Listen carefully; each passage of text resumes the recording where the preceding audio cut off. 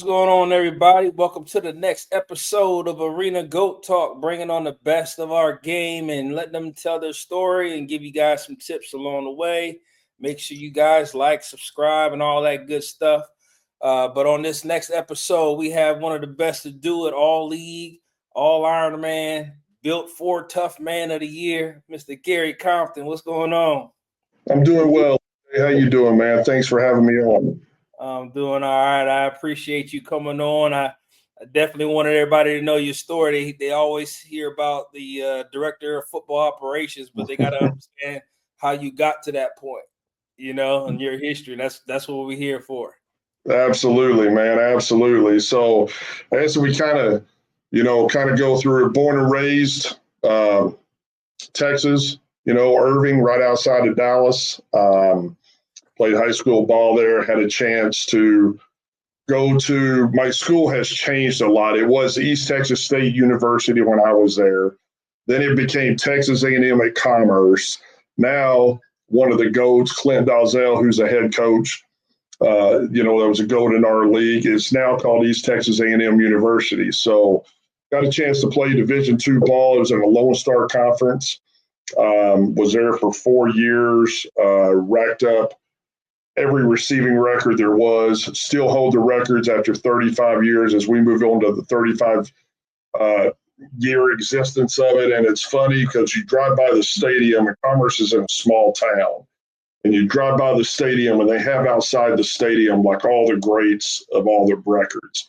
Mm-hmm. And there were a lot of black and whites back when we first started this whole thing, right? And now as everything has come on and, the world's evolved, the game's evolved, and, you've had more current edition players. So you drive by it, there's a lot of colored pictures of it now, with different, the kicker, the quarterback, and all of that. It's not black and white anymore, but as you get down to the end of it, I'm still in a black and white picture, but it's pretty cool. I like it. Like I said, I set all records there, had a great career.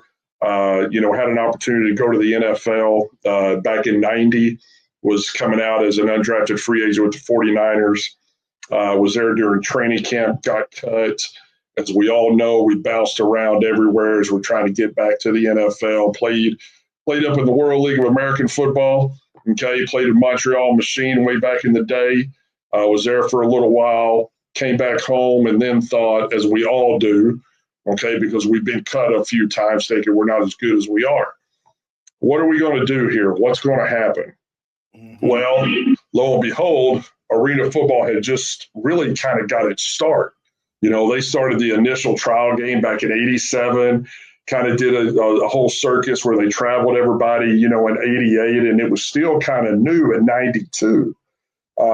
Mike Trigg, who played in this game, coached in this game for many, many years, as a lot of us know.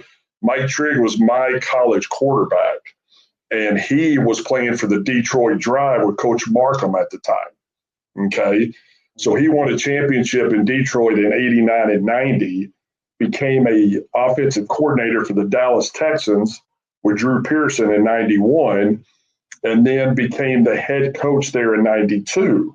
Well, as we circle back with my whole deal of getting cut, released, I was at home. I was living in Dallas. They had an arena team, played at the old Reunion Arena. Coach Trigg called me up and said, "Hey, do you want to play arena football?" I never knew what it was in my entire life, right? What is 8 on 8? What is this, Went there, signed, got on board, and it was fantastic. Loved the game back then. And, we're talking, that was 4 years of existence, kind of where you were getting paid peanuts, you were getting a little bit of food. They would put you up at a housing and all of that, but you had that opportunity to still gain experience and have film, because we all know film is what works, and no matter what, everybody wants to see it. Mm-hmm. So I played in Dallas in 92, played there in 93. Then our franchise folded, as so many of them have done, as we know over the course of arena football, folded, and they moved the team to Fort Worth, right outside of Dallas. And Coach Trigg moved to that team, and we basically took our whole group of guys and we moved to Fort Worth and played in Fort Worth in '94. Only there for 1 year. The owner was a minor league baseball guy, had owned a team, was from a little small town out in West Texas, and kind of did some different things, and that team went away. So Milwaukee had just come into the league in '94 and went 0-14, but had 17,000 people at every game, complete sets. Coach Trigg took the job in Milwaukee in '95. Well, at that point in time, they did not allow us, everybody, to go because it was a different ownership group and all of that. So now you had to go into a draft. Okay. So Coach Trigg was able to draft myself and Todd Hamill, who was another great way back in the day, and everything. And we came up to Milwaukee and played.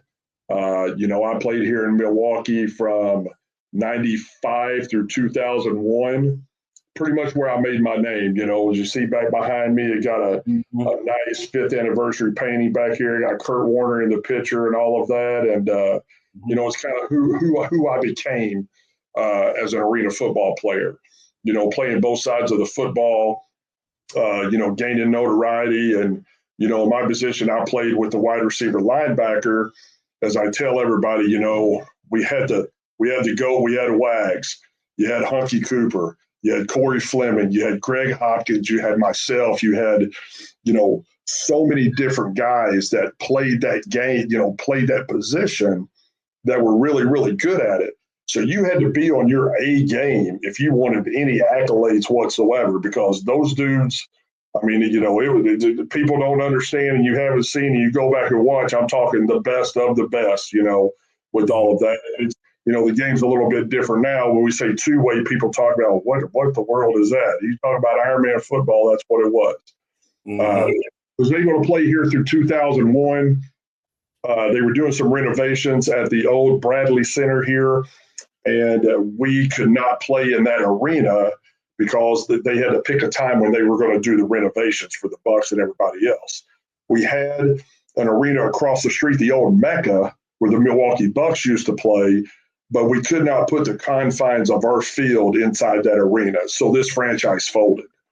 This was, again, if everybody starts to understand, this was when players really started getting paid.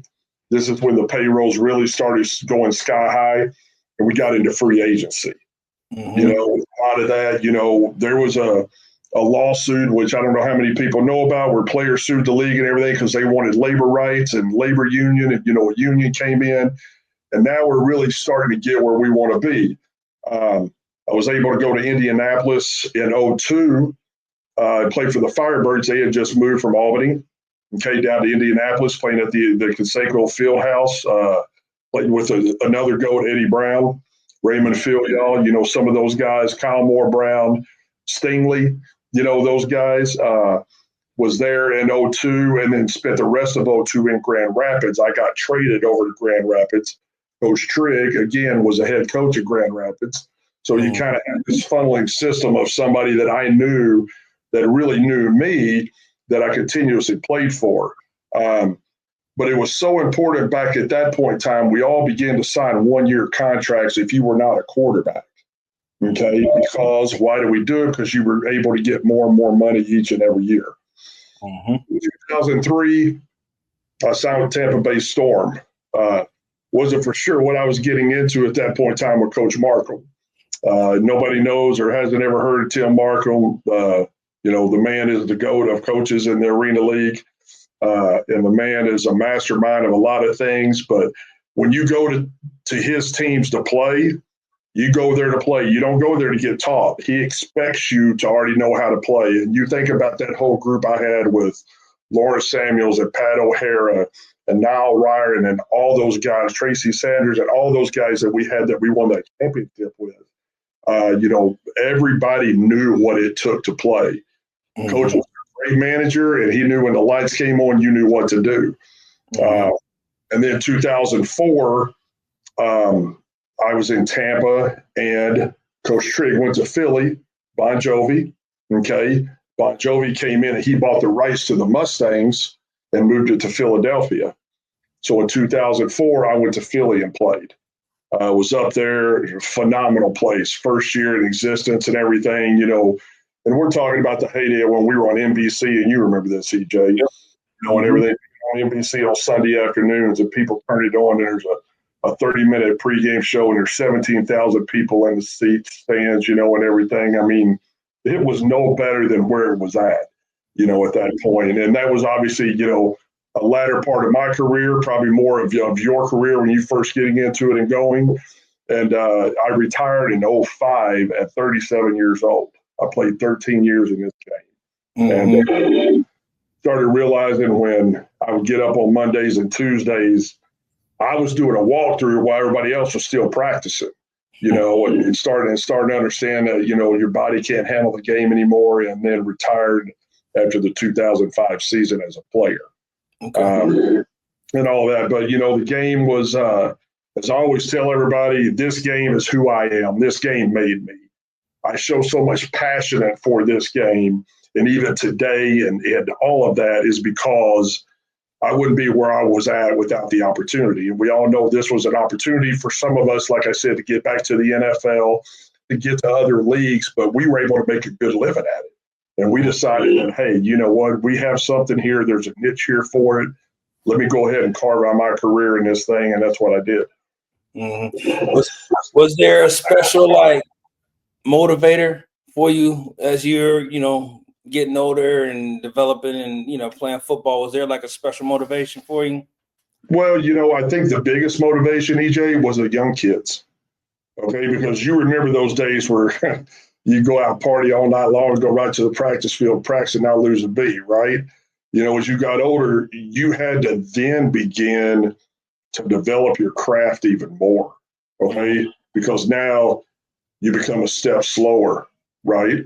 You're not as fast as you used to be. I used to tell everybody one of the best ones ever was Durwood Rockamore. Durwood was not fast and all of that, but that damn guy was always in the right place at the right time, intercepting balls and making plays. And he was older at that point. He was older as we were, coming into the league. But you started seeing that. How do I develop my craft, and how now can I be that way to where I can keep up with these guys? And that's something you had to do. I got to stay and work out a little bit longer now. I got to work out a little bit harder. But the mental part of it is what got me. Was I was able to go into a film room and I was able to watch. And when I came out and I saw how someone was standing, I knew exactly what they were playing. That's how you play for so long. A lot of people think, oh, well, you have talent.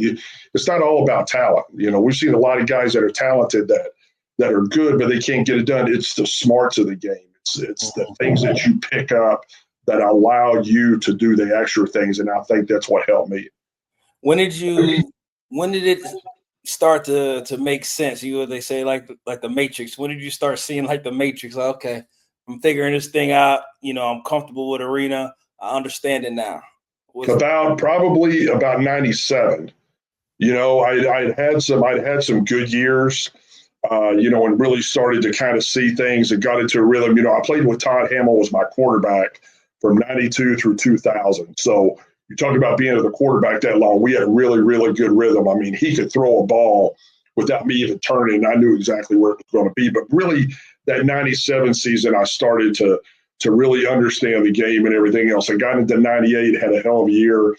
Was all Arena. And everything there. And as I said, when you become all Arena, and we're not just talking about all Arena on one side of the ball, you're all Arena on both sides of the ball. And that's a whole nother aspect of the game. But, really starting to learn that and everything else. And I think my best years in the game were probably from about 98 to 2003, especially 2001 when I won the Ford Tough Man Player of the Year.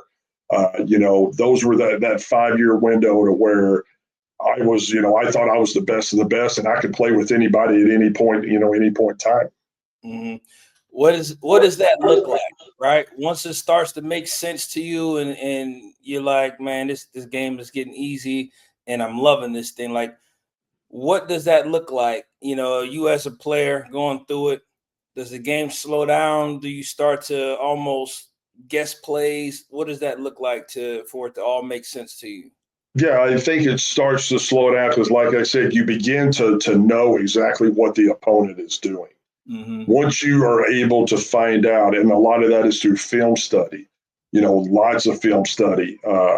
You can't, as I always tell everybody, to be great, you just can't walk into a meeting room and watch 30 minutes of film and go out and practice and think you're good. I used to watch hours and hours and hours of film. And and that's really what helped me again. And that's really what started slowing down because then I began to know exactly where passing windows were, exactly where things were supposed to be, how we would be able to coordinate that and how we would be able to do that, and we all know, it's just like a batter. When a batter gets in a rhythm, pitcher throws that baseball, it looks like a beach ball, right? It's just big, it's huge, it's easy to swing, it's easy to hit. You get out there on the field and you get really, really comfortable with the game, and it's confidence, right? Mm-hmm. And you begin to start telling yourself, I'm really, really good and I'm better than anybody else and I know what's happening, and, allow you to be great. Mm-hmm. Good. So let's go back when you first got introduced to the arena game. What was your initial thought? What am I doing? Right? Because, it's the game of football, right? Inside this rink with walls that don't move. And then walls are still undefeated, right? And watching people and even, because way back in the day when you practice, you couldn't practice really in the arena. Okay, you couldn't practice in that confines. You'd be out in a high school field with cones. Well, you catch a ball, run through the cones and everything else. Well, you get in the arena and you go catch a ball where the cone was, and there's that 4-foot wall, that's sitting there. So, you start telling yourself, what am I thinking? What am I doing here? But it's the love of the game, EJ. We all have that passion to love the game and love what we do. And, and the ultimate goal, like I said, is, to be able to play for it as long as we can, because you never know when your last play is going to be. I have a son who's a redshirt junior right now in camp at Concordia St. Paul, quarterback, and we've discussed about, he's going to graduate in May. Do I come back because I have 1 year left? And, I don't know if I want to come back because of all the hard work. And I said, you know what? I said, you say that right now until it's taken away from you. Right. And when it's taken away from you, you can't do it anymore. You're like, man, you know what? I'd give anything to just go out there one more time with these guys and play. So you gotta play that play like it's your last all the time. But once I got, like you said, got in there and started seeing the game and started understanding, I was like, wow, this is really exciting. Two phrases we always use. It's 16 men inside of a shoebox playing, right? Or it's football on a postage stamp. It's about the only two ways that you can kind of tell what this game is, kind of let everybody know. Mm-hmm.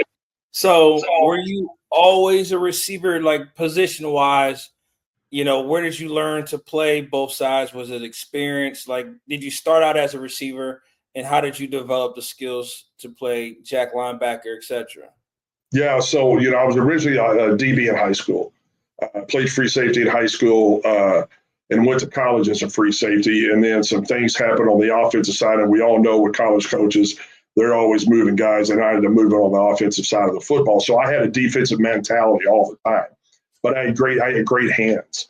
And that's what allowed me to really be successful on the offensive side. When I came into the arena game, I was playing the motion receiver and I was covering the motion in the secondary. Now, that's hard to do. And we all know, you usually got defensive specialists that play the middle. And I would be toasting some dude for 48 yards for a touchdown, and he'd be toasting me for 48 yards for a touchdown. But then I got into that as we moved into probably 94. When we were in Fort Worth, Coach Trigg moved me to the jack linebacker and really became good at it.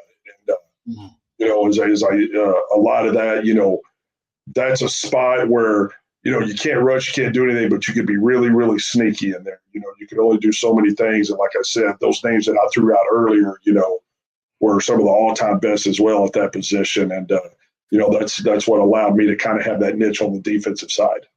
Okay. So tell me about this guy. Let's go back. This guy right here. Oh, look at that! Look at that guy right there! Huh? Look at that! See, that's That's how I like to play the game. I straight ahead, hard nosed guy. I'm gonna make you pay. I'm gonna catch the ball, and then I'm gonna let you know, and I'm gonna tell you about it. Absolutely. You know, but yeah, those are some good old days there, man. Back when the purple and the white, and there in Milwaukee. Like I said, look at the stands, man. That place is packed. That was my home, and wish I could do that all over again. Mm-hmm.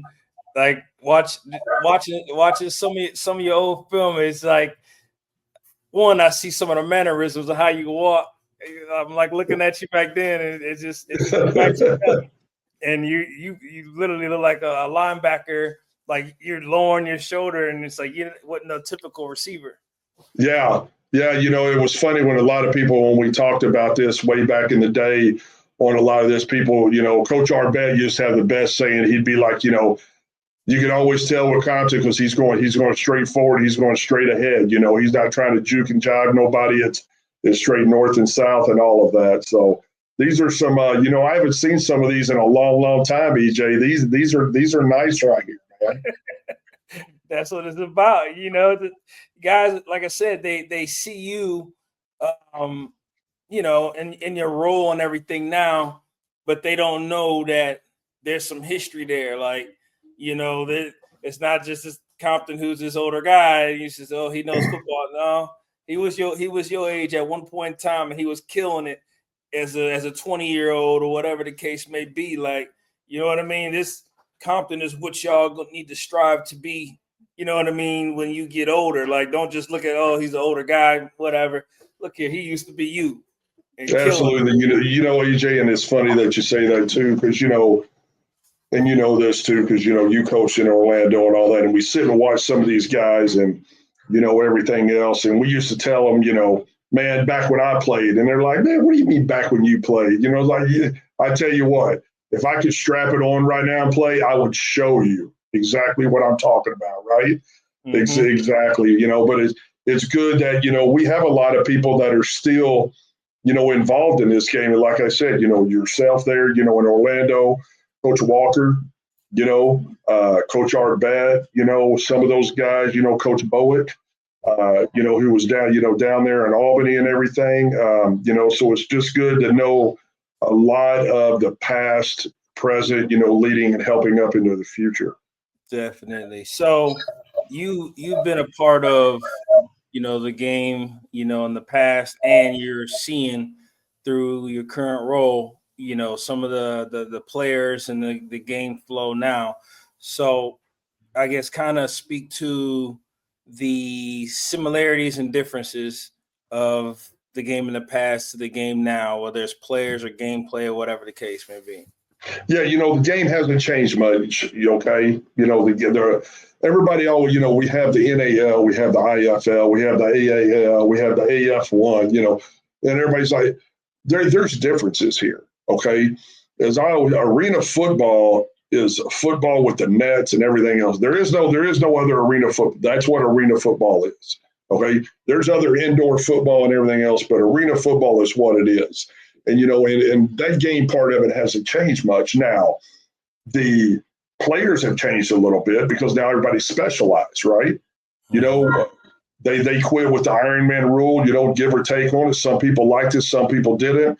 If I was coaching and everything, I would want the Iron Man rule because I think that's the epitome of what this game is. I think that's what it stands for. When you go out and you win the Heisman Trophy, right? That's the epitome of the best guy playing the game. Same thing. I look at it with the Iron Man part of it. It's the toughest dudes playing. You're playing offense, defense. You're on special teams. You're running down and everything else. But there's a lot of different things that you don't have.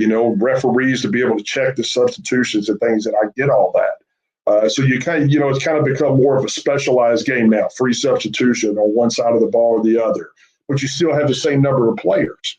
Okay.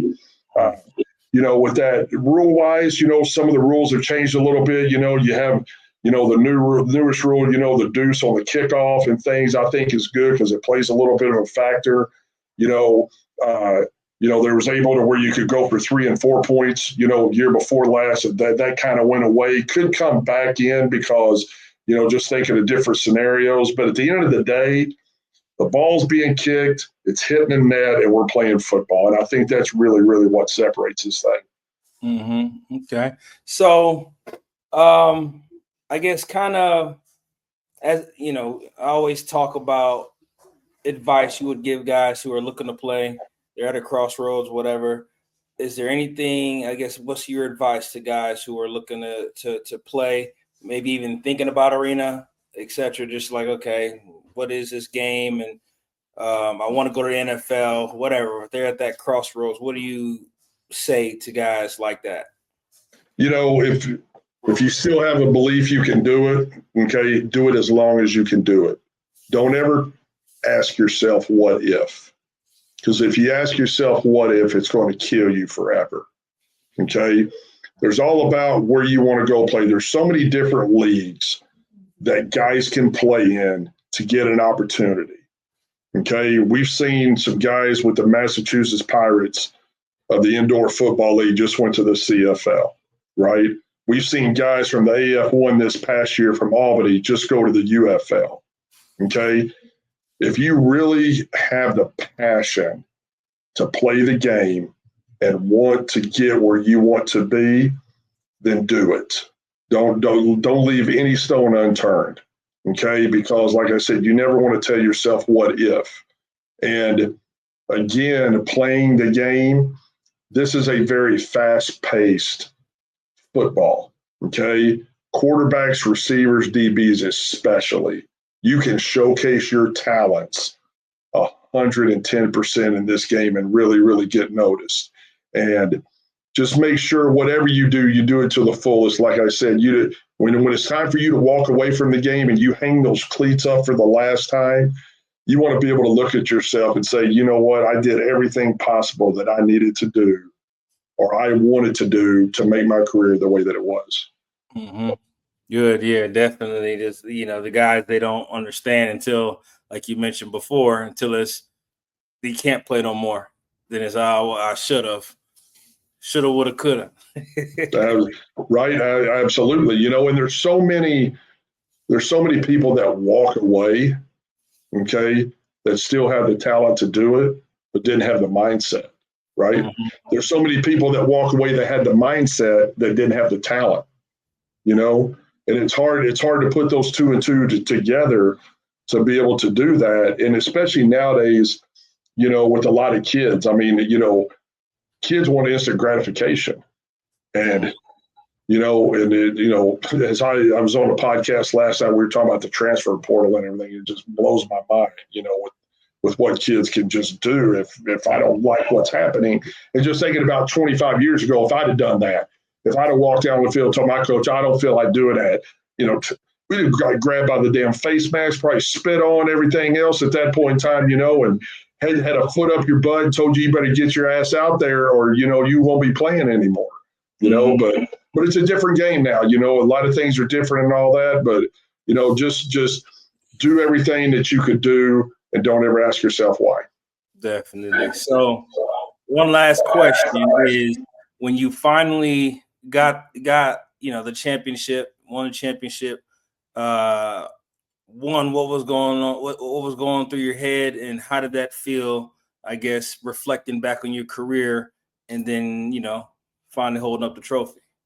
Yeah, as I tell you, it took me 11 years, right? And, I love the city of Milwaukee and I love the organization in Milwaukee, but I didn't know if Milwaukee was going to give me a championship.